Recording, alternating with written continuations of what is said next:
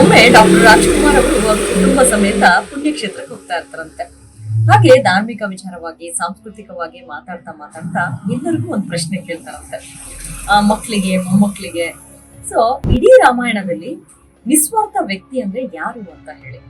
ಅದಕ್ಕೆ ಥಟ್ ಅಂತ ಸೀತೆ ಅಂತ ಹೇಳ್ತಾರಂತೆ, ಅಲ್ಲ ಲಕ್ಷ್ಮಣ ಅಂತಾರಂತೆ, ಇನ್ನೂ ಕೆಲವರು ಭರತ ಶತ್ರುಘ್ನ ಅಂತಾರಂತೆ.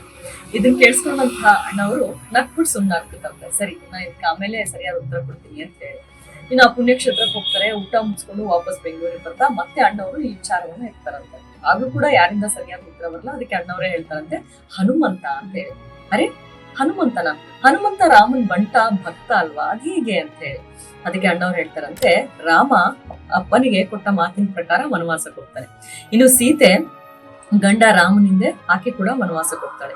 ಇನ್ನು ಲಕ್ಷ್ಮಣ ಅಣ್ಣ ಅಂತ ಅಭಿಮಾನ ಗೌರವದಿಂದ ಆತನು ಕೂಡ ರಾಮನ ಜೊತೆಗೆ ವನವಾಸಕ್ಕೆ ಹೋಗ್ತಾನೆ. ಇನ್ನು ಭರತ ಶತ್ರುಘ್ನ ಅಣ್ಣನ ನೆನಪಿನಲ್ಲೇ ಒಂದು ರಾಜ್ಯಭಾರ ಮಾಡ್ತಾ ಇರ್ತಾನೆ. ಆದ್ರೆ ಹನುಮಂತ ಯಾವುದೇ ರೀತಿ ಒಂದು ಬಂಧು ಬಳಗ ಅಲ್ಲ, ಒಡ ಹುಟ್ಟಿದವನಲ್ಲ.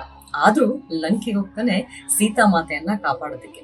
ಜೊತೆಗೆ ರಾವಣನ ಜೊತೆ ಯುದ್ಧ ಕೂಡ ಮಾಡ್ತಾನೆ. ಇನ್ನು ಯಾವಾಗ್ಲೂ ರಾಮನನ್ನ ಕಾಯ್ತಾ ಇರ್ತಾನೆ ಅಂತೇಳಿ. ಆದ್ರೆ ಇದರಿಂದ ಹನುಮಂತನಿಗೆ ಯಾವುದೇ ರೀತಿಯಾಗಿರುವಂತಹ ಪ್ರಯೋಜನ ಕೂಡ ಇಲ್ಲ, ಲಾಭನೂ ಇಲ್ಲ. ಹಾಗಿದ್ಮೇಲೆ ಹನುಮಂತ ನಿಜವಾದ ನಿಸ್ವಾರ್ಥಿ ವ್ಯಕ್ತಿ ಅಲ್ವಾ ಇಡೀ ರಾಮಾಯಣದಲ್ಲಿ ಅಂತ ಅಣ್ಣವ್ರು ಹೇಳ್ತಾರೆ.